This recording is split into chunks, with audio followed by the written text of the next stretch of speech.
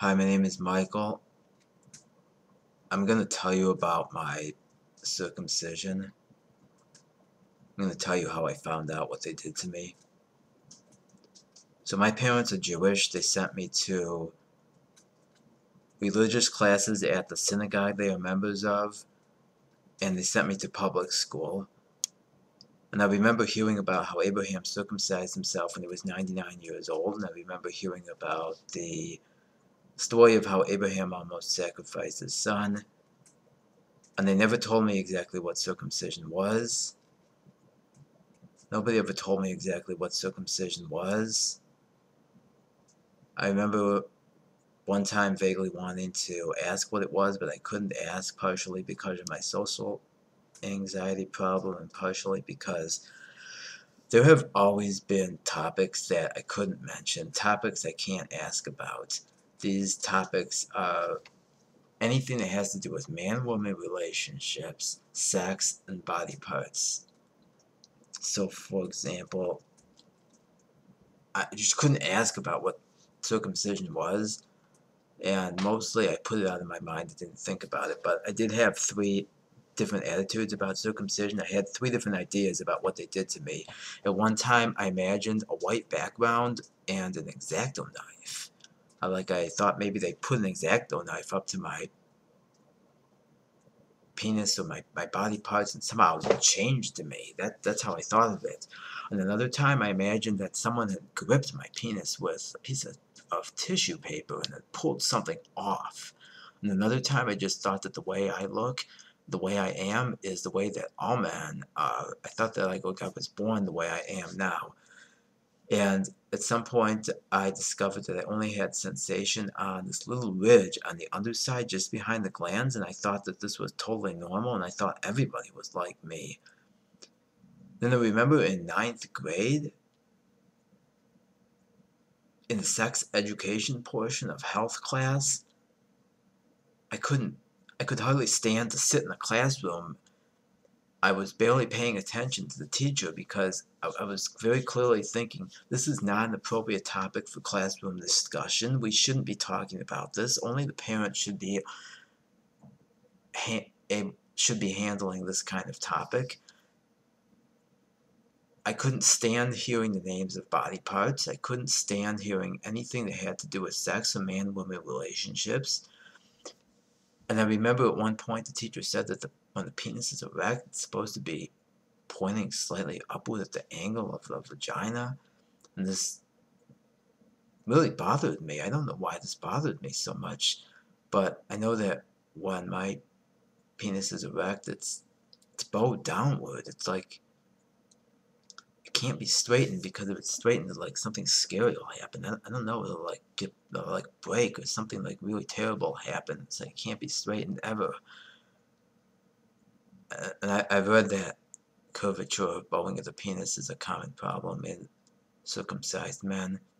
And I also remember that I always used to have to wear tight briefs underwear, and I don't understand why boxer shorts exist. I know my brother wears boxer shorts, but I don't understand how boxer shorts can even exist, because they don't hold your body parts together right. And it's always been highly disturbing and irritating when my glands brush against my underwear. And I thought this was totally normal, and I thought all men were like this. So it didn't occur to me to complain about this, because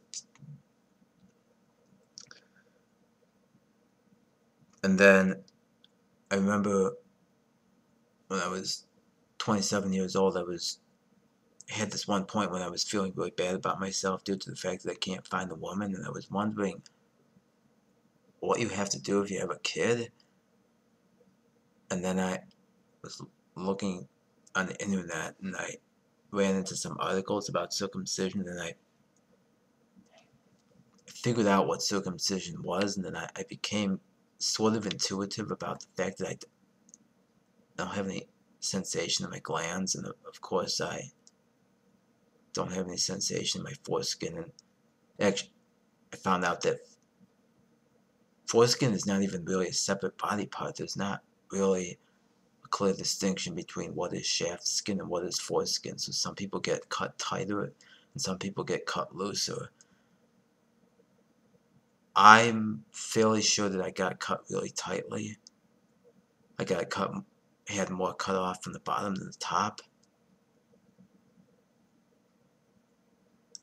The bottom, a lot of the bottom part is hairy.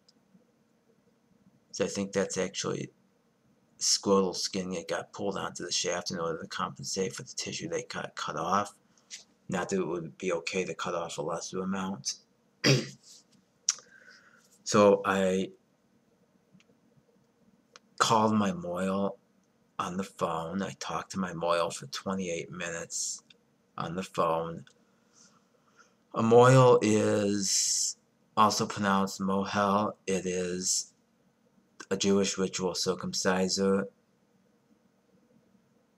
or my Jewish ritual assaulter. The mohel hated for me to say that I'm damaged. Like, obviously, most Jewish people are not able to understand that circumcision is bad, but I know now that circumcision is very serious sexual, or just very serious assault and permanently damaging disfigurement, which my people invented in order to try to inhibit masturbation, because the religion entails an obsessive compulsive like mental problem with certain body functions and sexual behaviors. And then Orthodox Jews may have these attitudes. Non-Orthodox Jews generally don't hate sex, generally don't have these attitudes, but they still have to get their kids circumcised in order to avoid feeling too guilty about themselves due to the possibility of not doing what Judaism requires them to do. And the reason people can't understand this is because when an abuse or assault is normal in your culture, the fact that the abuse or assault is normal inhibits your ability to recognize it as bad. But when an abuse or assault is not normal in your culture, the fact that the abuse or assault is not normal means you're able to understand that certain things are bad. Like, for example, if you're a typical American or a typical Jewish person, you instantly, immediately understand that beating, rape, foot binding, and female circumcision are bad things you shouldn't do to your kid if you have one, but you don't understand that male circumcision is bad. Or, I think if my parents knew that circumcision was bad, they would have done it anyways, and they would have been very angry at anybody who told them not to do it. Like, my brother had a kid, my brother had a son. I tried to convince my parents and my brother not to get his son circumcised, but they did it anyways, and they were kind of angry at me for telling them. I did not go to my brother's son's bris. I'll never go to a bris. A bris is a Jewish ritual circumcision ceremony.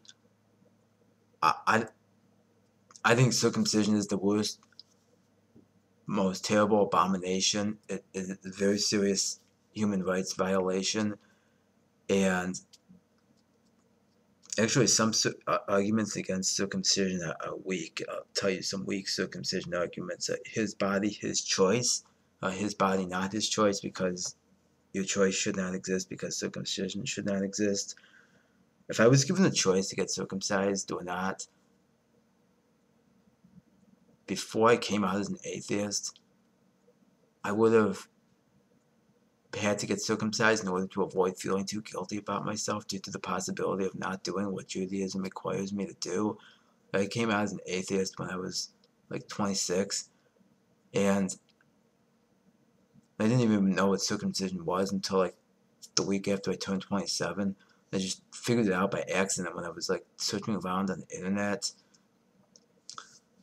And I've confronted my parents like about this multiple times, and my mom was so pissed and angry at me, but I got her. She said she was sorry for doing this. I got my mom to admit that circumcision is a very bad thing to do, but then I even got her to admit that she said, like, well, she told my brother that maybe he shouldn't get his kid circumcised, but it's very difficult for my mom to admit that circumcision is bad. Like, obviously my parents still went to my brother's son's bris, and my parents have this very deep emotional attachment to Judaism and circumcision. It's like almost all Jewish people have to get their sons circumcised if they have one, even if they don't do anything else Jewish. And then, well, I think Judaism hurt me in the worst possible, in the worst manner possible. Like Judaism hurt me in the worst way you can possibly hurt a person. I'm also against adult circumcision. Like I'm against giving the person the opportunity to get circumcised, and I'm against a person being allowed to choose to get themselves circumcised. Some people say they're against routine infant circumcision. If there's such a thing as non-routine infant circumcision, I'm also against non-routine circumcision. Anytime that someone seems to have a medical reason that makes it necessary to get circumcised, there's a big problem going on, but the problem is nothing to do with the kid. The problem is a mental problem in the brain of the person who thinks that circumcision is necessary. And then, what about some people will try to get you to agree with a certain topic, and then they'll say, oh, well, circumcision is a subset of that topic you just agreed on. Like some people might say, do you agree that a parent should have the right to make the decisions that are in the best interest of the child? And no, I don't agree that parents should be allowed to make the decisions that are in the best interest of the child, because the child's best interest shouldn't exist, because circumcision shouldn't exist. No, I don't agree that you should be allowed to have your own opinion about circumcision, because your opinion should not exist, because circumcision should not exist. No, a person should not be allowed to make their own choice about circumcision, because a person's choice should not exist, because circumcision should not exist. That's about it.